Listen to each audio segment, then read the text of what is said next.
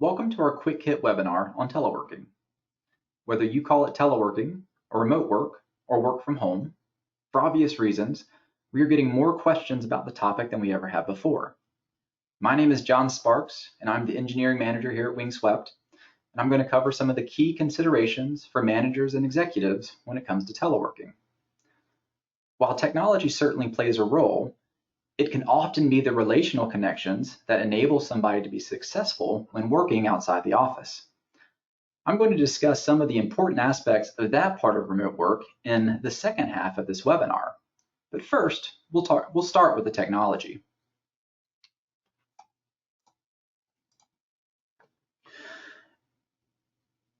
Let's talk about the basics.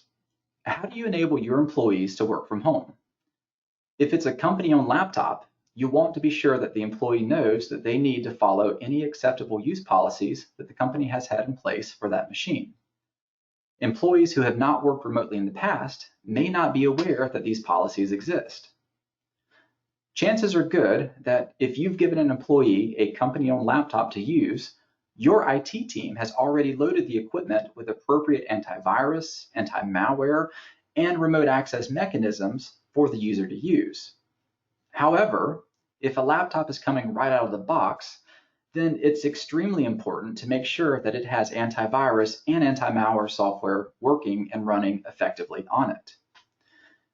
It's also important for the user to understand that the work that they are doing might not be automatically backed up to a corporate server. If those backups happen automatically when the user is in the office working, then they may not be aware of this consideration. The user should also ensure that they are backing up their work data either to an external USB drive or using a company-approved file sync and share solution like Dropbox, ShareFile, or OneDrive. If applicable, the user should continue to follow any cyber hygiene instructions that they have received at work while working from home, as the rules will be the same. If you're starting from scratch and buying laptops for your employees, we wouldn't necessarily recommend any specific machines or brands over another, but pay close attention to matching up your hardware and software, Microsoft with Microsoft, Google with Google. If users are expected to use their own machines to connect remotely to a corporate network, the most secure way would be for them to connect via remote desktop gateway with a two-factor authentication method such as what Duo provides and conduct their work on a remote desktop server. This is the traditional terminal server solution, and of remote access options available, this one, using remote desktop gateway with 2FA and remote desktop server, is preferable, most secure, and it will feel the most like working from your corporate office. This would essentially render their local machines as a thin client, which puts the corporate network less at risk than opening up a client VPN or virtual private network connection. As such, Wingswept would recommend using Remote Desktop Gateway and Remote Desktop Server for remote work whenever possible. If you do not have a remote desktop server in place, VPN or Virtual Private Network could be a good solution for your business. A local VPN would at least allow your employees to connect securely to the corporate network. VPN licenses are often the cheapest way to quickly facilitate secure access to the network, assuming the corporate firewall supports this functionality. Using a VPN is the second most preferred method for secure remote access. If you're in a position where you have already sent workers home to work, but you don't have remote desktop services or VPN already implemented, then an easy alternative would be to explore third-party products like LogMeIn to quickly implement a secure method of remote access to a work PC. Third-party solutions, like LogMeIn, typically have similar benefits. Some of those benefits include being subscription-based with monthly payment options. This allows for a company to quickly get into and out of these solutions if needed. They should also be similar to just about any other online service that you might have signed up for. One thing to note that it's important that the user have access to the machine that they're trying to connect to remotely, as they will need to install some software along the way. Solutions like LogMeIn are relatively easy to set up, and essentially you'll start by creating an account for your business. You then add your users and their email addresses, And then each user will receive an email with login info and a link to download any needed software. Again, reminder that the user will need access to the machine that they are trying to connect remotely to in order to install the software for first use. Please keep in mind that none of the options presented are intended to be a one-size-fits-all kind of solution. You should absolutely consult with your IT team before making any final decisions on remote access. Home network concerns. Home networks are most often set up and maintained much differently and with much less security than a business network. At the very least, you need to implore your employees to make sure that the operating systems of all machines connected to their network are fully patched and that all of those machines are running an antivirus solution that is receiving regular definition updates. It is important to note that this should be true for all machines connected to their network. This is another instance where the security of the network is only as strong as the weakest link. The good news is that Windows and Mac OSs have the ability to automatically patch themselves when critical operating system patches are available. You should also tell your employees to ensure that their home wireless network is password protected. You also may want to encourage them to close down any non-password protected guest networks if they have one. Collaboration software and business phones. If collaboration between employees is important for your business, collaboration software options like Slack or Microsoft Teams could help you maintain some of that collaborative environment while your employees are working remotely. They include video calling functionality that will help keep your workers collaborating remotely. You could also consider something like GoToMeeting or Zoom as alternatives. Unfortunately, there's no easy way to implement or extend business homes into the home quickly. Hosted voice over IP products like those offered by Citricom or 8x8 are the traditional go-to solutions. Both of these companies have mobile apps that give you even more flexibility, but they are definitely not options that you can quickly pick up and run with in a couple of hours. Data governance. Do not allow friends or family to use a machine that is actively connected to the corporate network, as this could lead them to having unintentional access to sensitive corporate data or potentially allowing malicious software to spread onto the corporate network. Cellular usage. If you rely on a mobile hotspot, be careful about incurring data overages while you're working remotely. Video calls can be especially draining on hotspot cellular plans.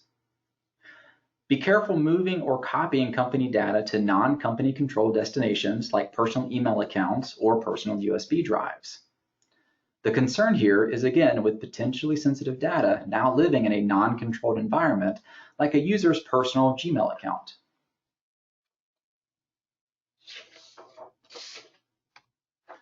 Additional considerations.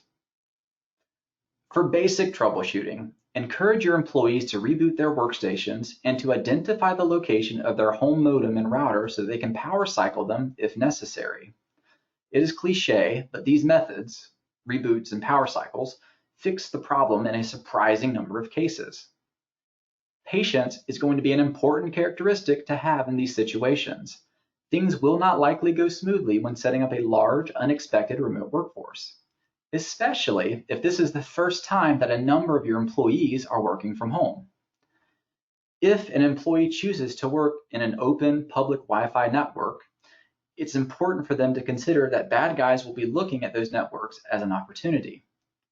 It's probably not as likely that your employees will be using those types of networks considering current conditions. However, if they do, they should consider third-party VPN services like ExpressVPN or NordVPN.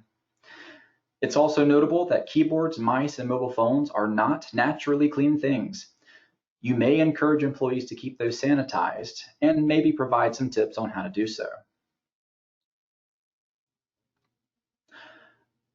We are now moving past the IT aspect and jumping up a level or two.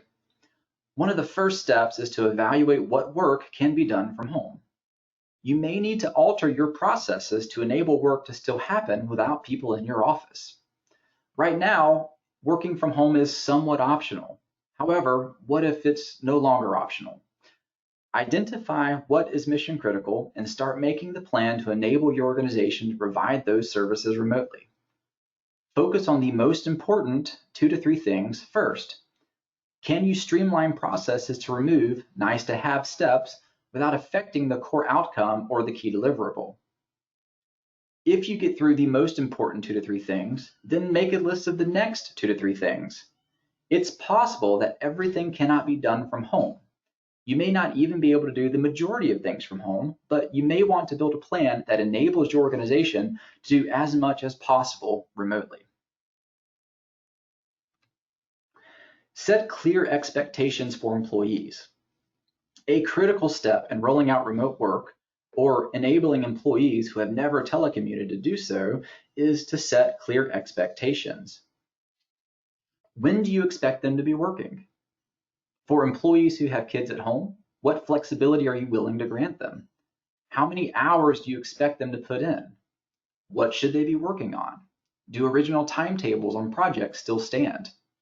Much of this is basic stuff, but it's really easy to forget about those things and just assume that an employee knows the answers when they don't. That's especially true if they've never done this before. You're going to be in a much better place if you over-communicate than if you just assume your employees will figure it out themselves. Check-ins. Our final point is one that can go wrong even under the best of circumstances for telework. Manager check-ins. Check-ins initiated by managers should be frequent, not only on work product, but morale. Keep in mind, your employees aren't just working from home, which can be difficult as it is, but they are working at home in the middle of a pandemic that presents many more unknowns than knowns with our economy on the brink of what looks to be a significant recession. Now is not the time to have fewer conversations with your employees. It's the time to have more. Talk to them about their progress towards completing their projects. Ask them how working from home is going, if it's not something that they've done a lot in the past. But probably more importantly, ask them about how they and their family are doing. Talk through their concerns. I've covered a lot of ground during the course of this webinar, but there's almost no way I could have covered everything. Our goal was to help you by hitting the key points on the big things in a fairly quick presentation. If you have additional questions, please email us at team_wingswept@wingswept.com or visit our topical webpage at www.wingswept.com/telework. On that page, you will find a form to complete to submit any questions that you might have. Thank you for watching this webinar.